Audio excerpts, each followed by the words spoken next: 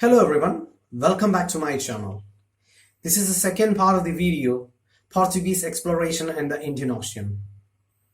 We were talking about the disaster in Calicut that Portuguese suffered due to the impulsive decisions taken by the Marshal Dom Fernando Coutinho without any forethought. A few weeks after the disaster in Calicut, Albuquerque returned to Cochin. Later, he set his sail towards Goa. But he kept his intentions hidden from everyone. Goa was never a part of Portuguese plan until Albuquerque came to know its importance from a pirate named Timoji, who was once troubled by Vasco da Gama. At that time, Goa was very rich and had a strategic role in horse trade. The city of Goa is situated on a fertile island between two rivers and was geographically lying close to two rival kingdoms, Bijapur and Vijayanagar. There were consistent fights between those two rivals for Goa. At that time, Goa was under the ruler of Bijapur. Timoji stressed that it was the right time to strike, as the Sultan of Bijapur had just died and his young son Adil Shah was away from the city, putting down uprisings against the kingdom. The capture of Goa was as easy as Portuguese thought. Albuquerque took Goa as a permanent possession of Portugal. The people of Goa were considered as the subjects of the King Manuel. Albuquerque ordered his men no plunder or violence. However, Adil Shah was preparing for another war with his trained soldiers. Meantime, he had a provisional agreement with the ruler of Vijayanagar. However, Albuquerque was confident as the monsoon was near and the fleets from Lisbon would be arriving soon. Adil Shah sent a messenger to Albuquerque, asking politely to leave Goa in peace, and in return he offered another place to build a fort. However, Albuquerque was not ready to leave. He was thinking that Shah's dispute with his neighbor would keep him busy. Adil Shah was repeatedly sending messages, and all got rejected. But the Portuguese captains were craving to leave as they were sure that they could not defend a battle. Seeing the growing preparations and increasing number of Watons, Portuguese thought of leaving Goa, and Albuquerque also had to agree. They had planned an escape with utmost secrecy, however they could not. While attempting to leave, Shah's men poured in and Portuguese made a narrow escape, though there was a short fight. Portuguese sailed down the stream. It was the start of June and was raining heavily. The torrential rain battered their ships and they could not sail further. They were forced to anchor their ships to prevent them twisting in the current. Portuguese anchored close to the fort of Panjim. Seeing them blocked, Shah sent another messenger to make negotiation talks. Albuquerque rejected him again. In fact, Shah was trying to buy more time, fearing that Portuguese might storm the fort at Panjim. While pretending to seek negotiations, Shah was fortifying the fort at Panjim with a larger company of men and strengthening the physical defenses of the fort. Once he made enough preparations, Shah made a crucial move. He began to bombard the Portuguese ships in random. The Portuguese had to walk in shifts to stay alert. For the Portuguese, the scarcity of food was becoming a problem. When the rain stopped, replenishing drinking water also became a challenge. Shah was guarding all the water sources from Portuguese.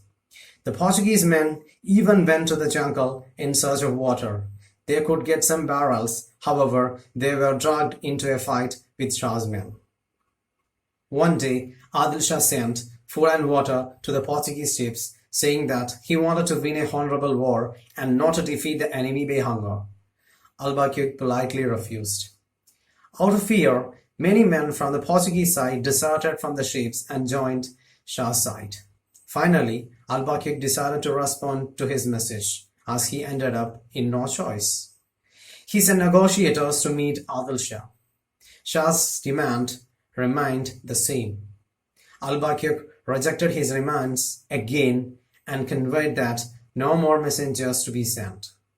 He wanted the keys of the city of Goa nothing less.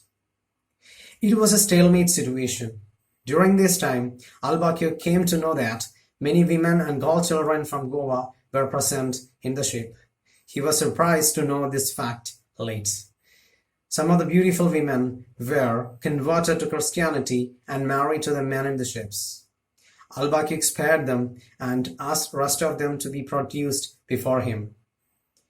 He transferred all of them to a cabin and was guarded by castrated men. But one night, one of the noblemen stealthily went to the cabin and he was captured. Al-Bakir decided to execute him by hanging for his mistake. The news went like wildfire from ship to ship. This entered in a mutiny as he was a nobleman. The captains were challenging Al-Bakir's authority to execute a nobleman. But Al-Bakir completely ignored them and the nobleman was executed. Later, Al-Bakir came to know that Shah was busy in some other war. Al-Bakir's plan was to stay in Goa.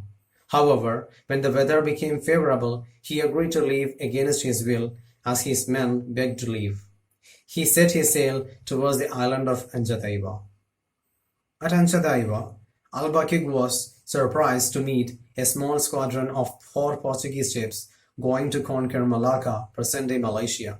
But Al-Bakir convinced them the importance of conquering Goa.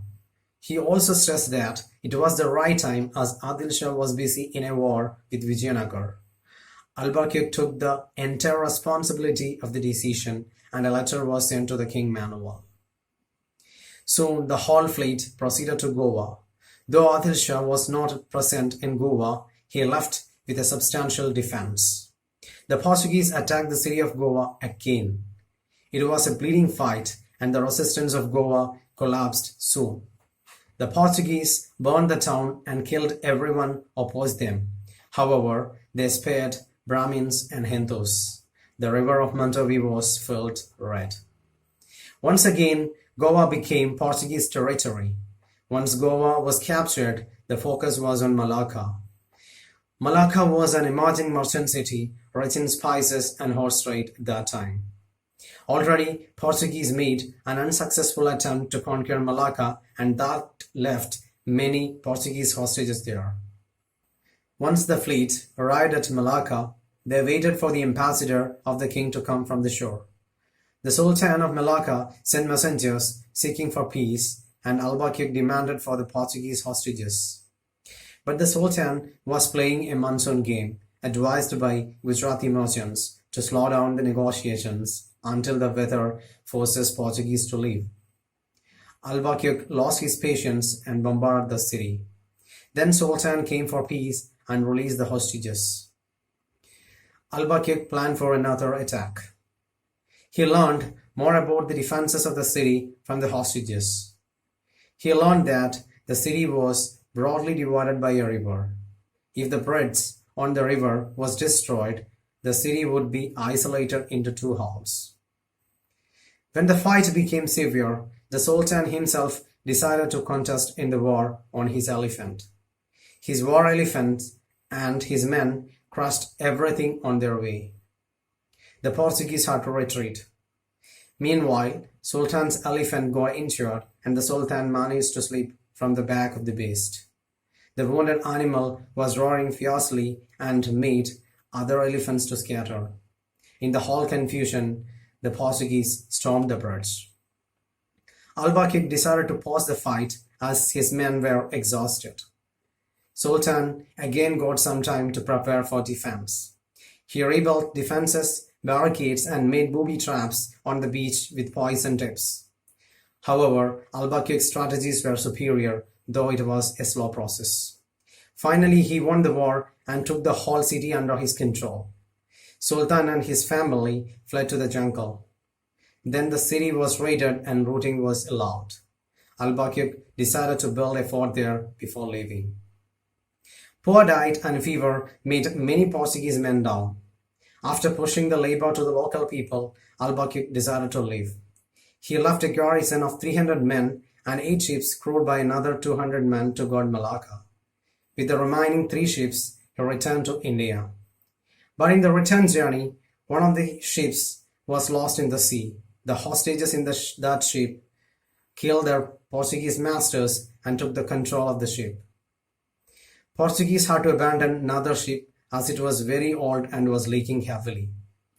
Many of the valuable items from Malacca also had gone along with it. Albuquerque's ship was the only remaining one and was holding additional men from the wrecked ship. He had to throw overboard all the fittings, furniture, and part of the merchandise. Many slaves and captives were also thrown into the sea to reduce the number of mouths to feed. Albuquerque arrived at Cochin like a man back from the grave. By this time, Adil Shah claimed Goa again. He sent a large army and erected a fort and surrounded the town.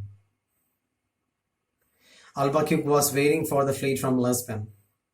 The new fleet did not bring a new governor. Instead, it gave him more reinforcement in terms of men, ships, and artillery.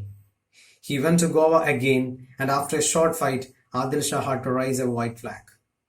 Albuquerque demanded the surrender of Portuguese renegades who sided Adil Shah.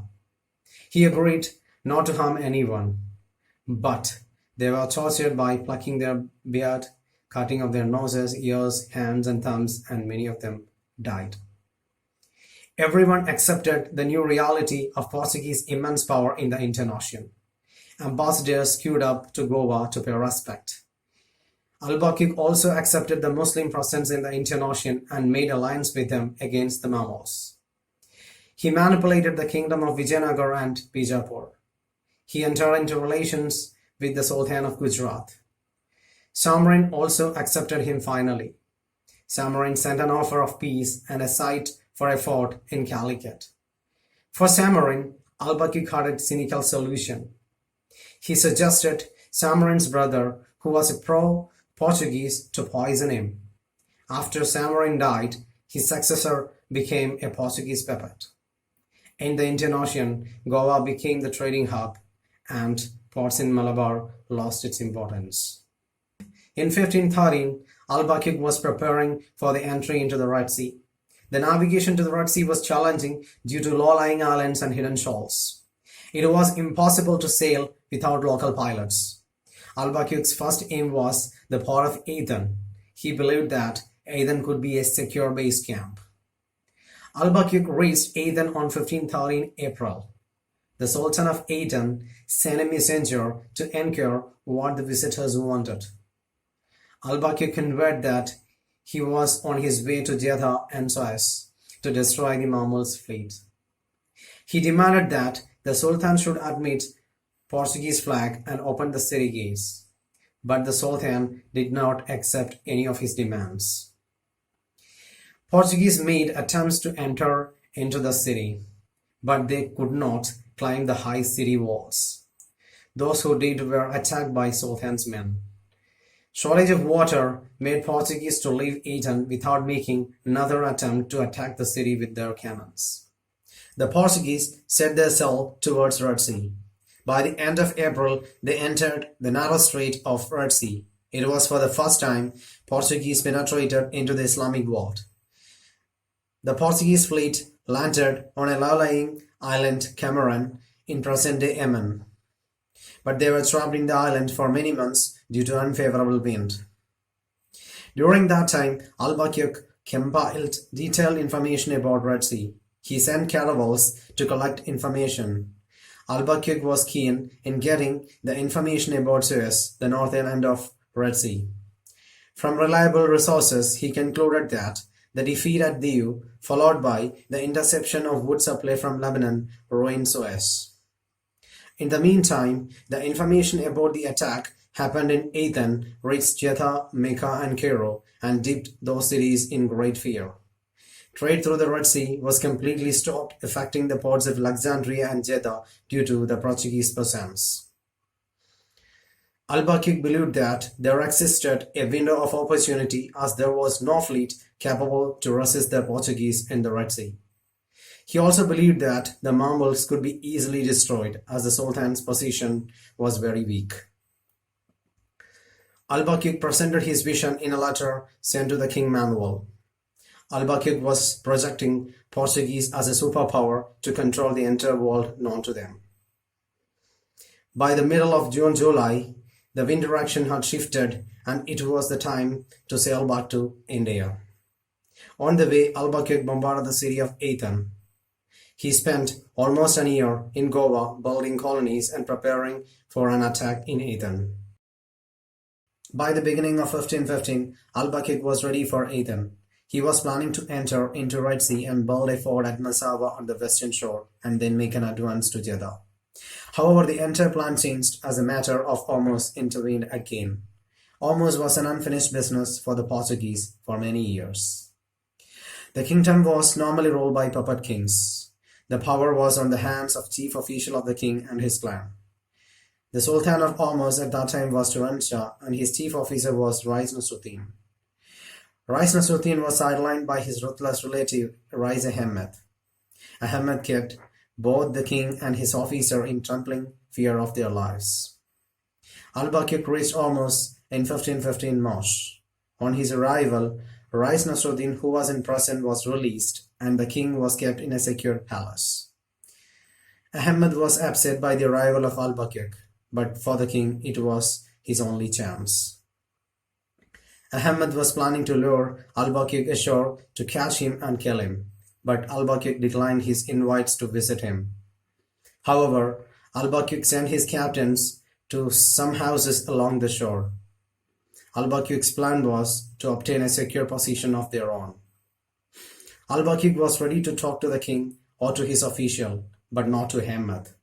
To the king, he suggested that he would need a ferrying place to welcome the Persian ambassadors. Turan Shah gave him the permission and Albuquerque did not wait for Ahmed's permission. He proceeded with the construction and prepared a stockade guarded by cannons. Albuquerque was demonstrating the power of Portuguese. Ambassadors from the king visited him with gifts. Both the parties agreed to meet at a beach house, 8 from each side, and agreed to carry no weapons. Albuquerque and his captains came with hidden dagger, but Ahmed came openly carrying a sword, dagger, knife, and an axe. Albuquerque protested for breaking the agreement, though in vain. The king and his chief official were the last to arrive, and they locked the door. As the door closed, Ahmed made a gesture, but the response happened in a flash. Albuquerque seized him. Ahmed tried to grab a dagger, but failed. Albuquerque stabbed him, and he died on the spot. The king was spared, and he became the vassal of Portuguese. Albuquerque decided to build a fort in Hormuz. Once the fort was a defendable structure, he planned to leave for Goa due to bad health. During his return, he was very gloomy that he might die stripped of his governorship. While crossing the Gulf of Campe from a ship, he came to know that a new governor had arrived with his men at Goa a month before. It was a very heavy blow to his health. Off Diabo, he came across a Portuguese ship. A Florentine merchant on board maliciously told him things which brought him down further. He lost his will to live and ordered the royal standards to be lowered on the ships as he no longer had the authority. On December 6, 1515, Albuquerque wrote an emotional letter to the king, which he signed with his shaky hands. He wished to live until he reached Goa. As his ship entered the Mantawi River, he struggled to get up and had the last glance of the place which he had envisioned as the seat of Portuguese Empire. After that, the Lion of the Sea had his last breath. 20th March 1516, a letter came from the King Manuel. The king's decision was to keep Albuquerque there itself to execute his command. But it was too late. You just heard the beginning of the history of 500 years of domination by the West in India. Thank you so much for watching. See you soon in another video. Bye-bye.